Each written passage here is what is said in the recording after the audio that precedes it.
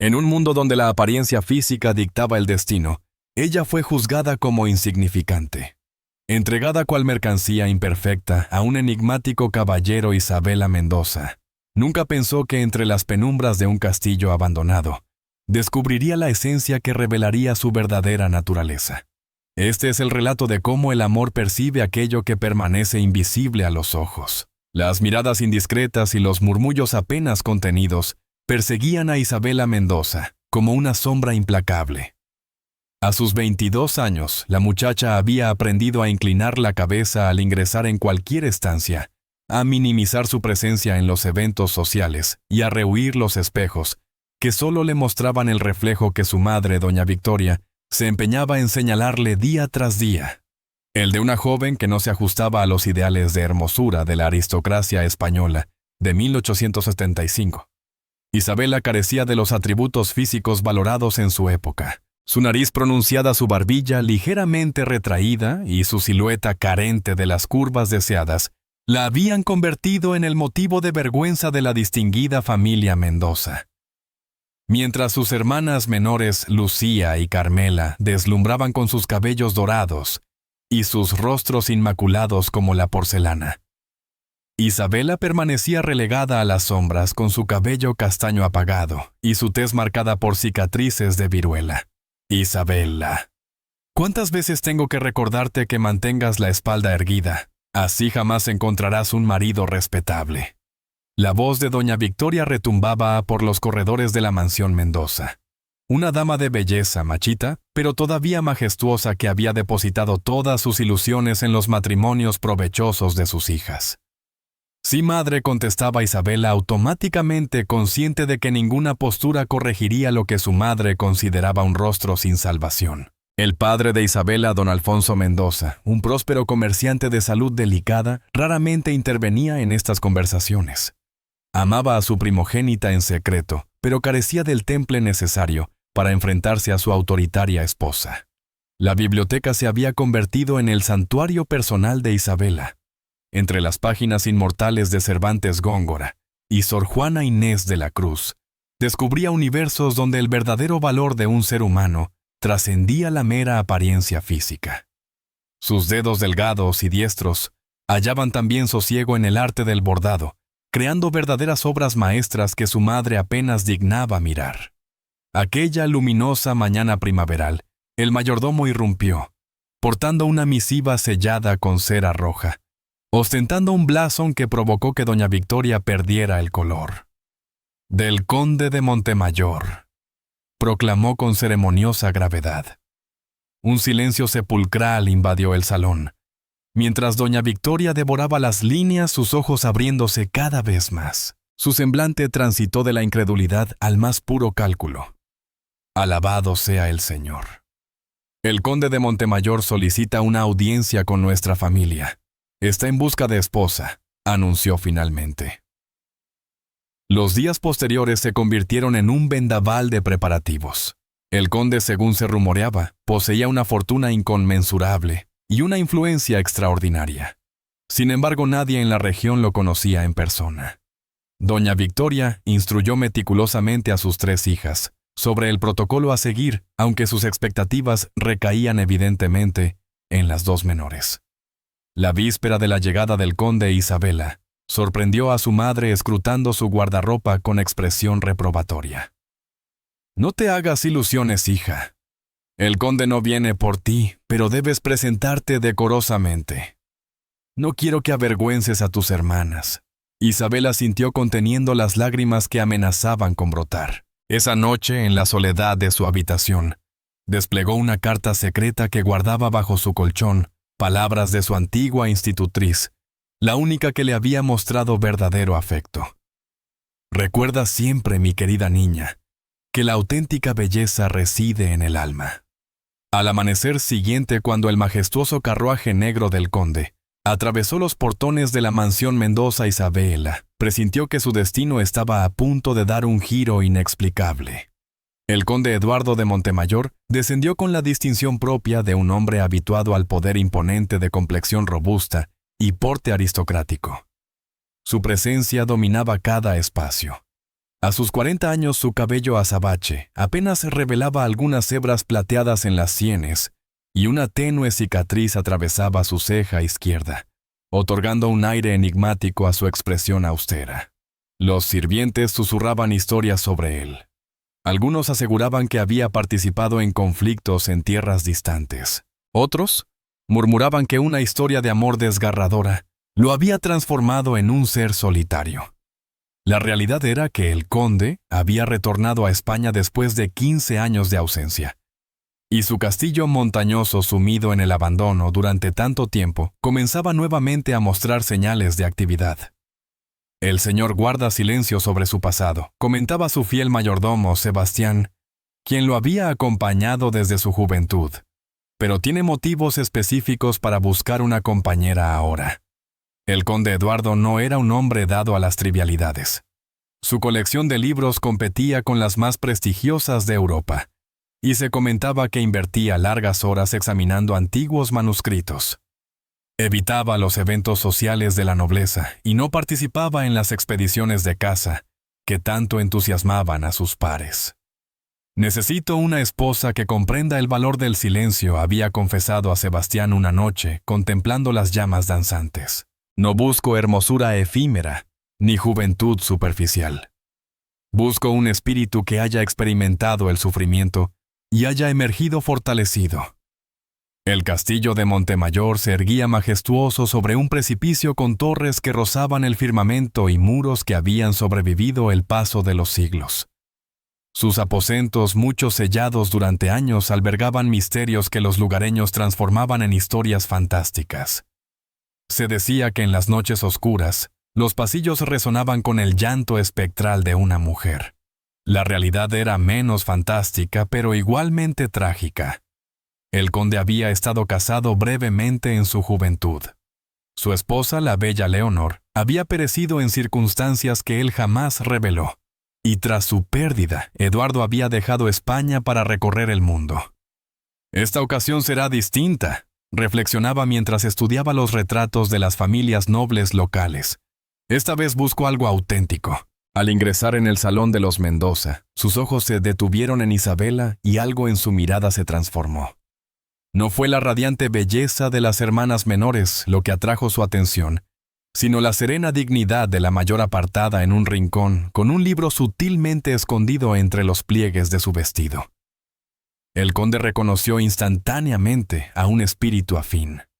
La visita a la residencia Mendoza culminó con una proposición que dejó perplejos a todos los presentes.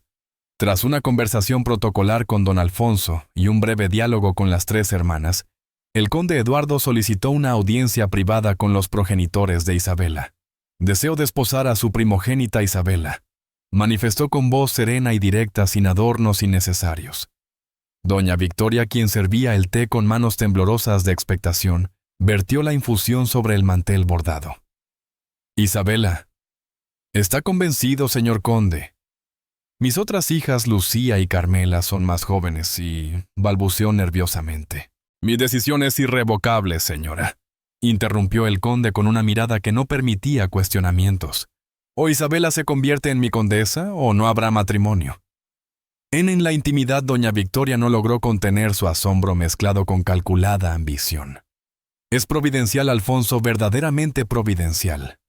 El conde más acaudalado de la provincia desea a nuestra Isabela. Debe estar desesperado o perturbado, pero eso es irrelevante. Piensa en el prestigio para nuestra familia». Don Alfonso mostraba menos entusiasmo. «Victoria, no deberíamos consultar con Isabela, apenas conoce al conde, y los rumores sobre él son insignificantes. ¿Qué porvenir le aguarda aquí? Ningún caballero de nuestra sociedad la considerará jamás. El conde ofrece una dote extraordinaria y garantiza mantener nuestros negocios. Es la resolución ideal. Nos liberamos de Isabela honorablemente y aseguramos el futuro de las niñas hermosas». Esa misma tarde, Isabela fue convocada al despacho de su padre. Con el corazón palpitando descontroladamente, escuchó la noticia de su compromiso. «Pero padre, apenas le conozco», murmuró con voz entrecortada. «El conde te ha elegido personalmente, hija. Es un privilegio extraordinario para ti y para el apellido Mendoza. respondió don Alfonso esquivando su mirada. Privilegio, interrumpió doña Victoria con tono cortante. Deberías mostrar gratitud infinita de que un caballero de su posición haya puesto sus ojos en ti. ¿Qué más podrías aspirar con ese semblante? La boda se celebrará en 7 días. No hay más discusión al respecto. Aquella noche, refugiada en la soledad de sus aposentos, Isabela derramó lágrimas hasta que sus ojos se secaron. No era ingenua. Comprendía perfectamente que su madre la estaba negociando como se comercia con mercancía defectuosa, aprovechando la misteriosa propuesta antes de que el comprador reconsiderara su decisión. Te entregaré a mi hija poco agraciada a cambio de tu nobleza y riqueza. Parecía ser el pacto silencioso. Lo que ninguno sospechaba era que el conde, observando discretamente durante su visita, había descubierto en Isabela algo que la frívola sociedad ignoraba. Un espíritu profundo y una mente brillante detrás de aquella mirada melancólica. El carruaje negro avanzaba por el sendero sinuoso hacia el castillo de Montemayor. En su interior, Isabela contemplaba el paisaje cada vez más salvaje, con una mezcla de aprensión y aceptación. Su traje nupcial elaborado con premura le quedaba holgado en la cintura. Doña Victoria había insistido en un diseño que disimulara al máximo sus imperfecciones. Recuerda mantener la obediencia y el silencio salvo cuando te interroguen. Fueron las últimas instrucciones de su madre antes de partir. Y por Dios santo, contén el llanto durante la ceremonia. Ya es suficientemente lamentable tu apariencia sin los ojos hinchados. La capilla del castillo resplandecía con centenares de velas cuando Isabela ingresó del brazo paterno. Los escasos invitados, principalmente servidumbre del conde y algunas personalidades locales, giraron para observarla. Sus hermanas y madre brillaban por su ausencia, habiendo alegado malestares para eludir el viaje. El conde aguardaba ante el altar. Ataviado íntegramente de negro con apenas un detalle plateado en el cuello de su camisa, lucía aún más imponente que durante su visita. Sus ojos oscuros y penetrantes no se apartaron de ella mientras avanzaba por el pasillo. Isabela sentía las lágrimas acumularse recordando las severas advertencias de su madre. ¿Qué destino le aguardaba en este lugar remoto, unida a un hombre que apenas conocía? ¿Qué clase de vida compartiría con él? Los rumores sobre el conde eran contradictorios y perturbadores. Algunos lo retrataban como un estudioso solitario y reservado, mientras otros susurraban historias de un tirano despiadado. Al llegar al altar, una lágrima traicionera se deslizó por su mejilla. Isabela bajó la mirada avergonzada, anticipando una reprimenda. Sin embargo, sintió un roce delicado en su mentón. El conde elevó su rostro con suavidad inesperada y para su asombro le ofreció un pañuelo de seda finamente bordado. «No hay razón para temer, Isabela», susurró con voz tan tenue que solo ella pudo escucharlo. Sus ojos, que desde lejos parecían austeros y fríos, revelaban de cerca una calidez sorprendente. Por un momento fugaz, Isabela creyó vislumbrar a través de ellos un alma tan solitaria como la suya propia. La ceremonia transcurrió como en una bruma etérea. Isabela pronunció sus votos con voz temblorosa, mientras el conde declaraba los suyos con firmeza y convicción. Cuando el sacerdote los proclamó unidos en matrimonio, el conde tomó su mano con delicadeza, como si sostuviera algo precioso y delicado. El festejo posterior fue breve y austero. Don Alfonso partió precipitadamente alegando la distancia y su delicada salud. Al despedirse de su hija, la estrechó con inusual intensidad. «Perdóname, pequeña», murmuró en su oído. Isabela no supo interpretar si se disculpaba por este matrimonio impuesto o por una vida entera de desprotección. Cuando los invitados se retiraron, Isabela quedó a solas con su esposo en el gran salón del castillo. El silencio entre ambos parecía amplificarse con el crepitar de las llamas en la chimenea. «Sé que no anhelabas esta unión», pronunció el conde sorprendiéndola. «Y comprendo que tu madre te entregó sin considerar tus deseos». Isabela alzó la mirada atónita ante tal sinceridad. «No espero tu amor, Isabela, pero te prometo mi más sincero respeto». Dispondrás de tu propio espacio en este castillo, servidumbre personal y la libertad para dedicarte a aquello que te apasione. Solo te pido una oportunidad para conocernos, y tal vez con el paso del tiempo lograr ganarme tu confianza. Por primera vez desde que le comunicaron su compromiso, Isabela sintió que el peso en su pecho se aligeraba. No era una declaración de amor, pero mostraba más consideración que la que había recibido jamás de su propia familia. «Se lo agradezco, señor», musitó con voz apenas audible. «Llámame Eduardo, por favor», la corrigió él con una sonrisa sutil. «Mi nombre es Eduardo». El primer rayo de sol encontró a Isabela contemplando absorta los extensos dominios del castillo de Montemayor desde su ventana. Su aposento, situado en la torre este, superaba en dimensiones a toda la habitación que ocupaba en la residencia paterna. Los tapices antiguos y mobiliario de maderas preciosas creaban una atmósfera digna de una fábula. La noche anterior, el conde la había escoltado hasta esta puerta, y tras depositar un respetuoso beso en su mano, se había retirado a sus propias estancias. No había intentado reclamar sus derechos conyugales, tal como su madre le había advertido con gesto de desaprobación. Isabela se sumió en un sueño mezclado de alivio y desconcierto. Un discreto golpeteo en la puerta interrumpió sus cavilaciones. Una dama mayor de semblante afable y mirada vivaz ingresó portando una bandeja. «Buenos días, mi señora condesa. Me llamo Matilde, su doncella personal. Le he traído el desayuno». «Gracias, Matilde, pero ¿puedo bajar al comedor?». La mujer esbozó una sonrisa. El señor conde imaginó que preferiría desayunar en privado esta mañana. «Cuando lo desee, puedo mostrarle el castillo». Durante las horas siguientes, Isabela recorrió interminables corredores, majestuosos salones y jardines algo descuidados, pero que conservaban su belleza. Matilde le relataba la historia de cada estancia. Sin embargo, Isabela percibió que evitaba ciertas zonas. «¿Y esa sala?», inquirió apuntando hacia un pasillo con puertas selladas. «Son las antiguas habitaciones familiares. El señor conde prefiere mantener esa zona restringida», explicó Matilde, visiblemente incómoda. Durante su recorrido, Isabela notó las miradas inquisitivas de los sirvientes. Algunos la examinaban con curiosidad, otros con aparente lástima. «No les preste atención, mi señora», susurró Matilde percibiendo su desasosiego. «Ha pasado mucho tiempo desde que Montemayor tuvo una condesa». «¿Exactamente cuánto?», se aventuró a preguntar Isabela. 15 años desde la señora Leonor, cuando el señor conde partió al extranjero. Isabela deseaba indagar más, pero la expresión de Matilde le reveló que era un asunto vedado.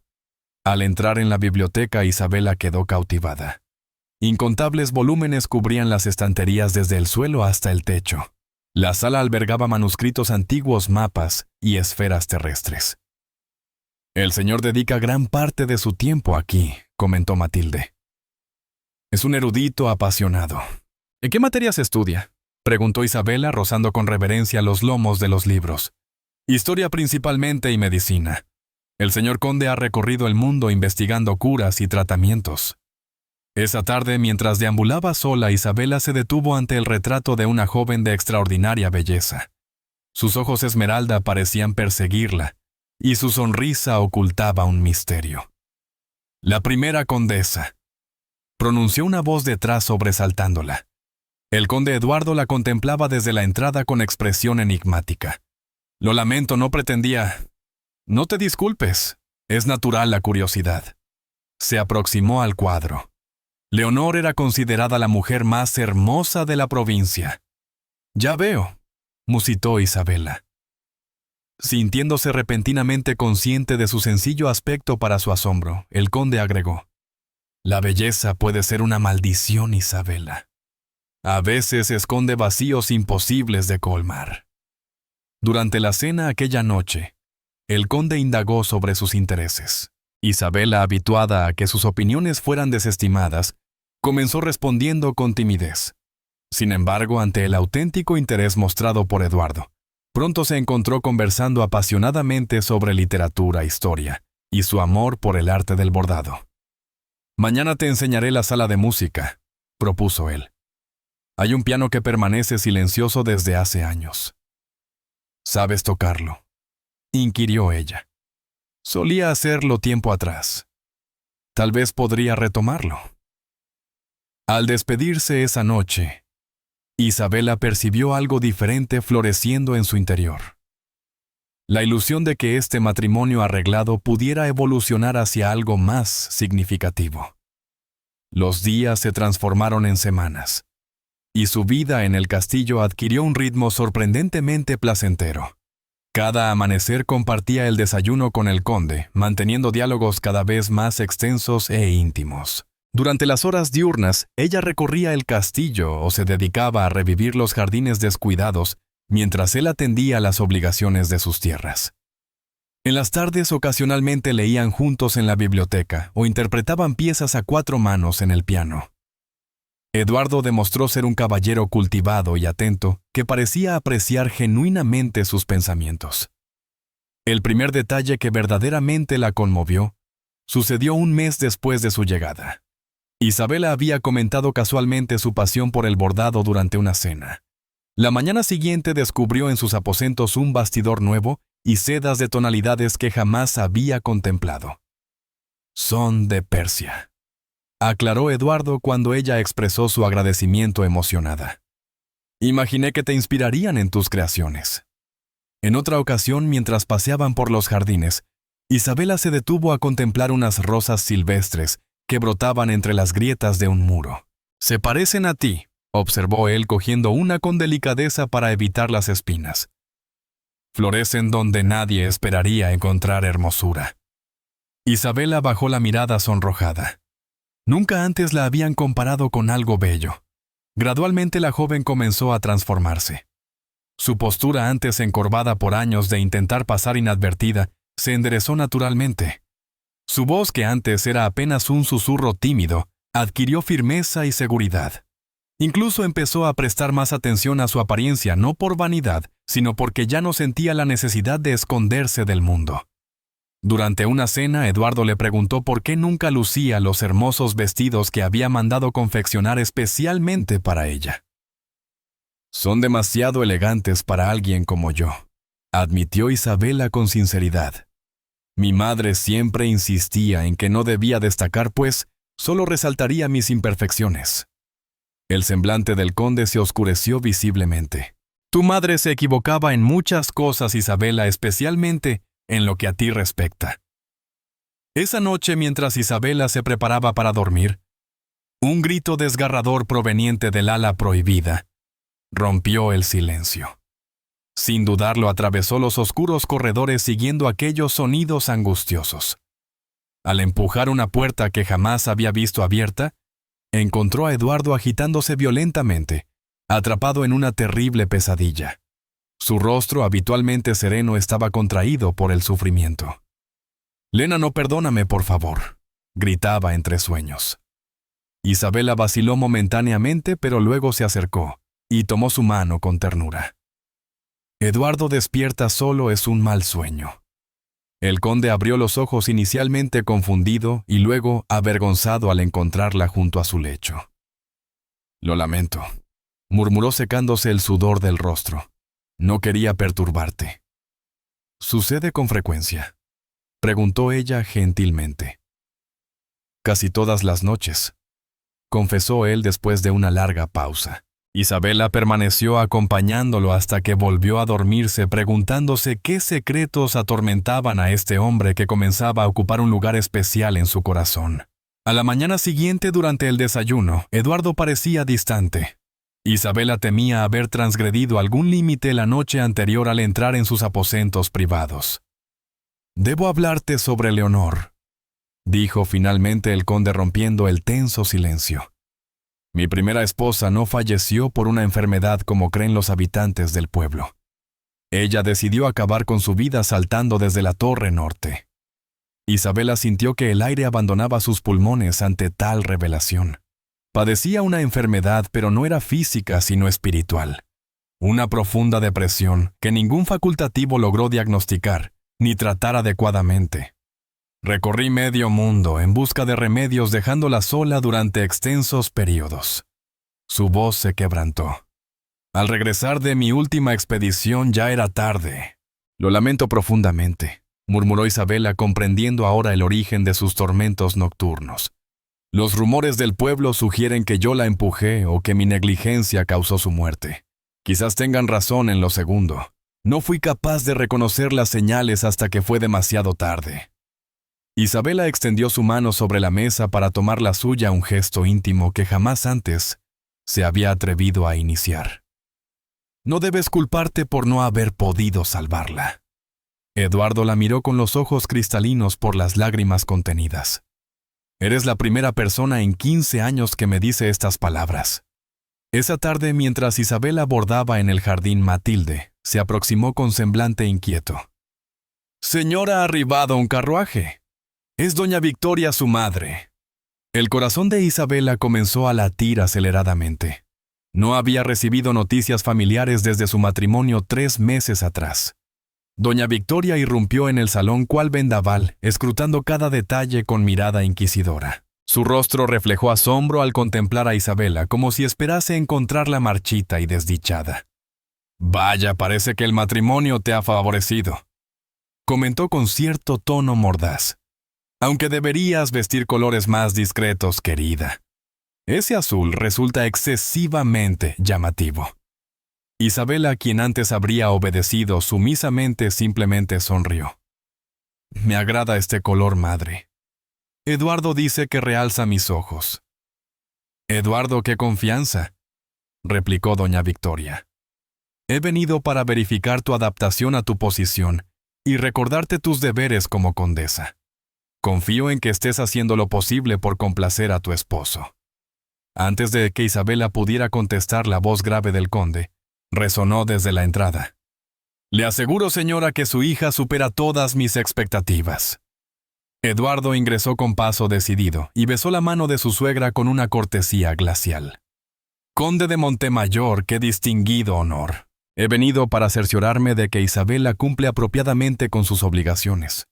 Mi esposa no tiene obligaciones, doña Victoria. Tiene derechos y privilegios como corresponde a la señora de esta fortaleza». La hostilidad entre ellos era evidente.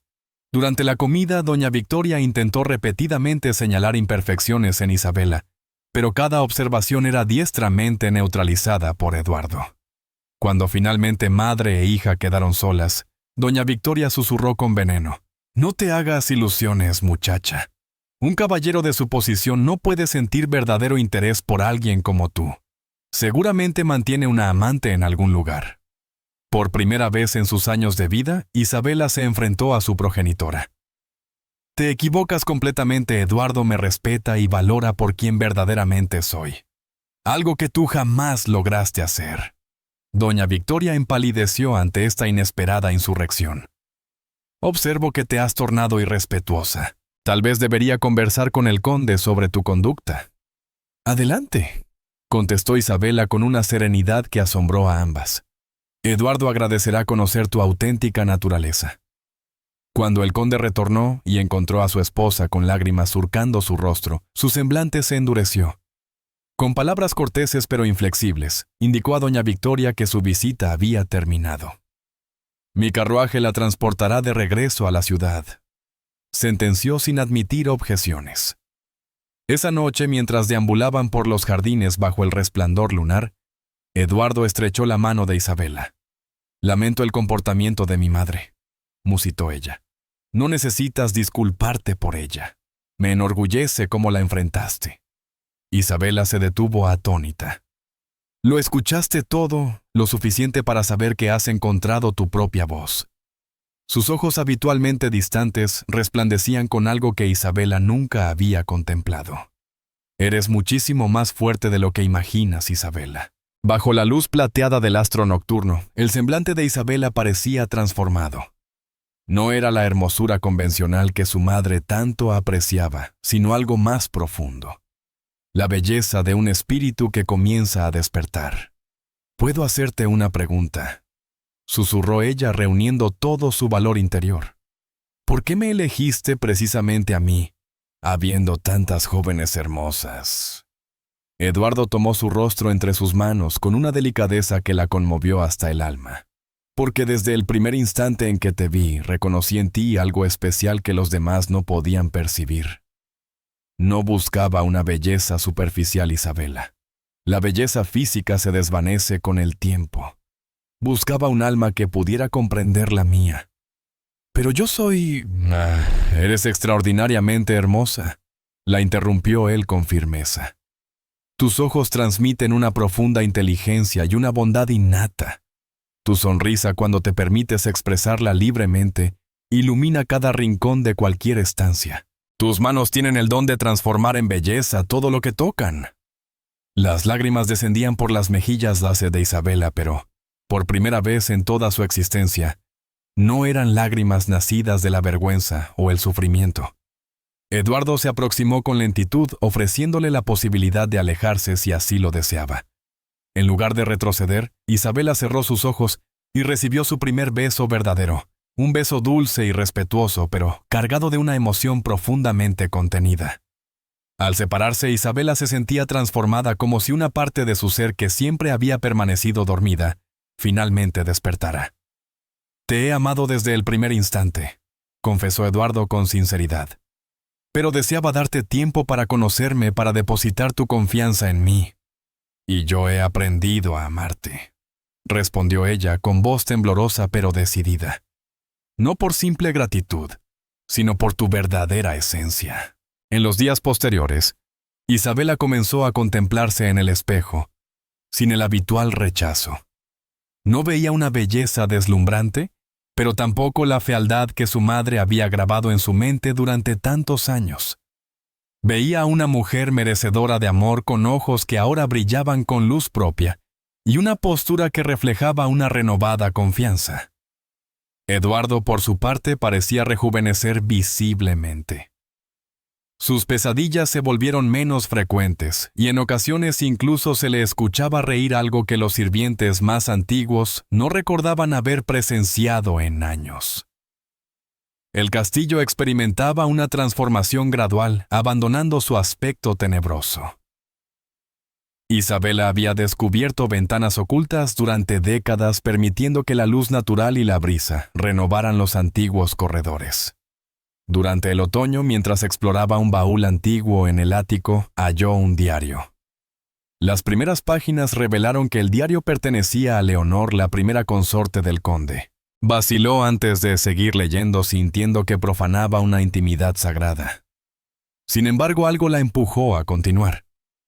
Lo que encontró la dejó paralizada. Leonor no había acabado con su vida por melancolía como todos creían. Había sido envenenada gradualmente, conducida a la demencia por diminutas dosis de arsénico mezcladas en su té cotidiano.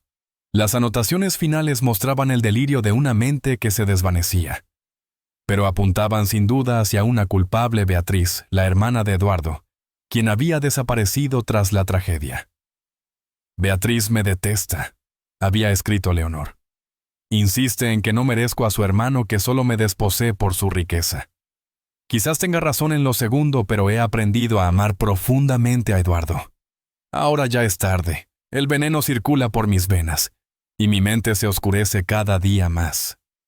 Isabela se apresuró a buscar a Eduardo, pero se detuvo al percibir voces en la sala.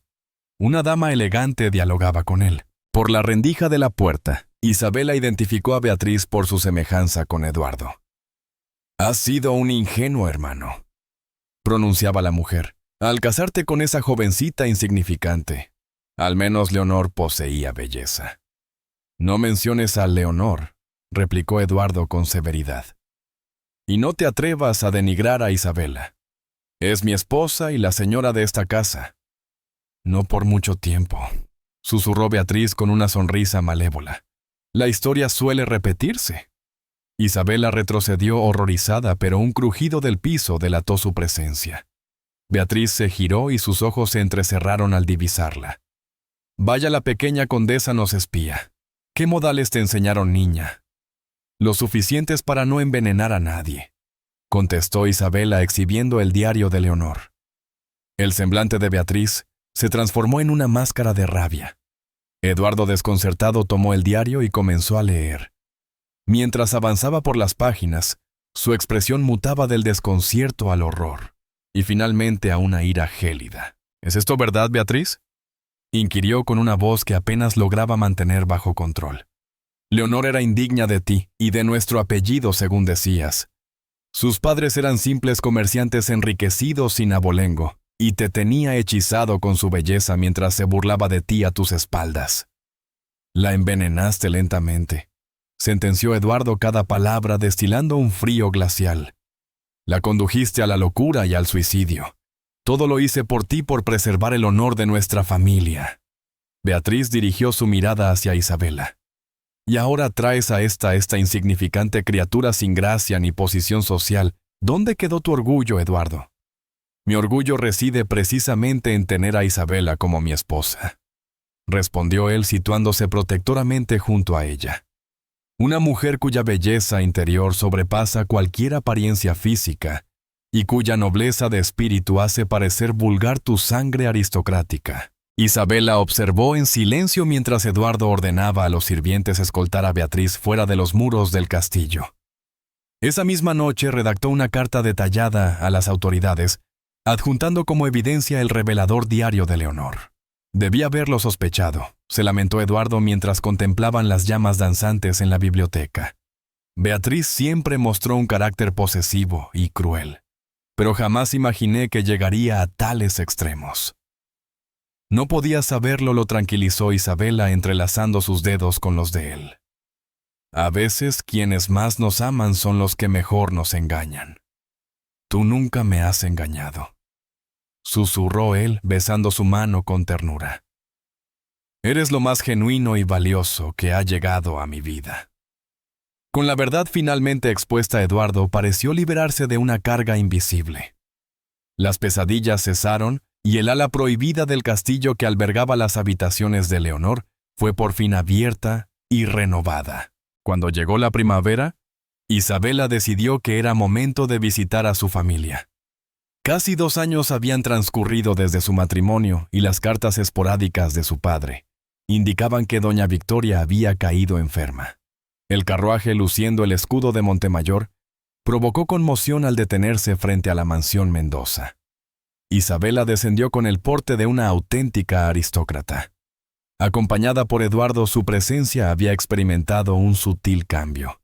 No era más bella según los estándares convencionales, pero emanaba una confianza y una paz interior que la hacían lucir transformada.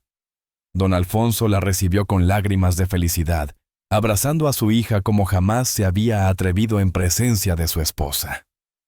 «Tu madre está en su alcoba», susurró. «Los galenos dicen que le resta poco tiempo». Isabela encontró a doña Victoria consumida y avejentada. Sus ojos antes soberbios ahora revelaban el temor de quien contempla su final. «¿Has venido?», musitó la mujer. «No creí que lo harías después de mi trato hacia ti». «Eres mi madre», contestó Isabela con sencillez. Doña Victoria examinó el semblante de su hija con renovado interés.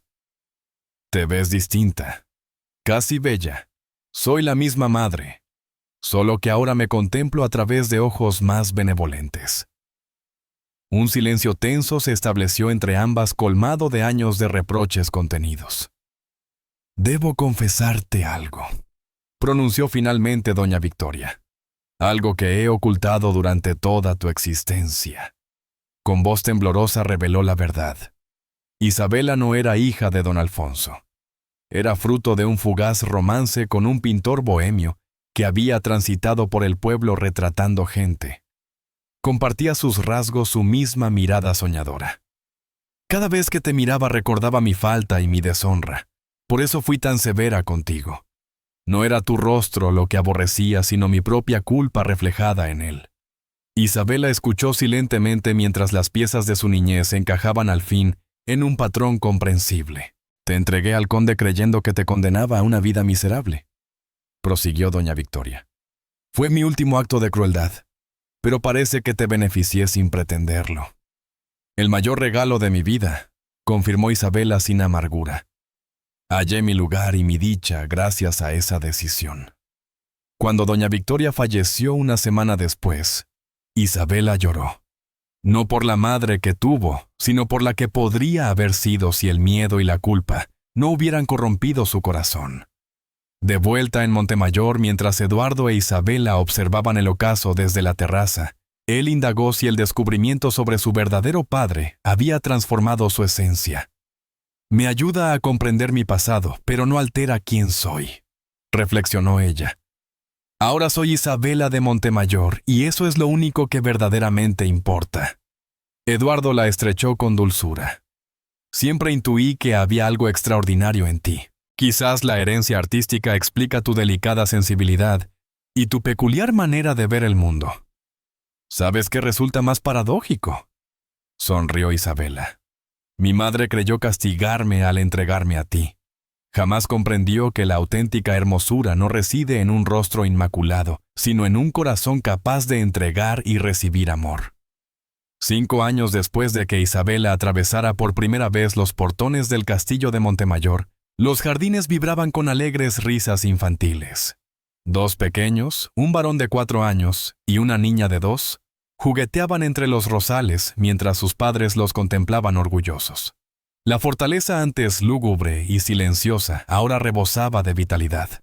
Las estancias que por años permanecieron selladas ahora estaban completamente abiertas, permitiendo que la luz solar las inundara. Los habitantes del pueblo que antes rehuían el lugar acudían regularmente a la clínica gratuita que el conde había instituido inspirado por su formación médica. Isabela se había convertido en una figura admirada en toda la comarca. Sus bordados, que ahora plasmaban escenas cotidianas de la vida local, eran codiciados incluso por la aristocracia capitalina. Había establecido una pequeña escuela para niñas, donde se inculcaba que el valor de una persona trasciende su apariencia física. «¿Qué pensamientos ocupan tu mente?», preguntó Eduardo notando la mirada meditativa de su esposa mientras contemplaba a sus pequeños. «En las vueltas que da la vida», respondió ella. «Si alguien me hubiera anticipado hace 6 años que encontraría la felicidad, que sería amada por mi esencia, que tendría hijos maravillosos y un propósito vital, me habría parecido imposible. Y yo jamás habría imaginado hallar la serenidad después de tanto sufrimiento», añadió él entrelazando su mano con la de ella. Los pequeños se aproximaron velozmente. Victoria, cuyo nombre no provenía de la madre de Isabela, sino que simbolizaba el triunfo del amor sobre los prejuicios, extendió una delicada rosa silvestre hacia su madre. «Eres tan hermosa como esta flor, mamá», expresó con la inocencia propia de su edad. Isabela la envolvió en sus brazos como si fuera el tesoro más preciado. Alfonso, reflexivo y perspicaz como su padre, comentó: «En clase nuestra maestra nos enseña que la belleza depende de los ojos que la contemplan». «Así es», afirmó Eduardo rodeando a su familia. «Y cuando se observa con amor todo resplandece».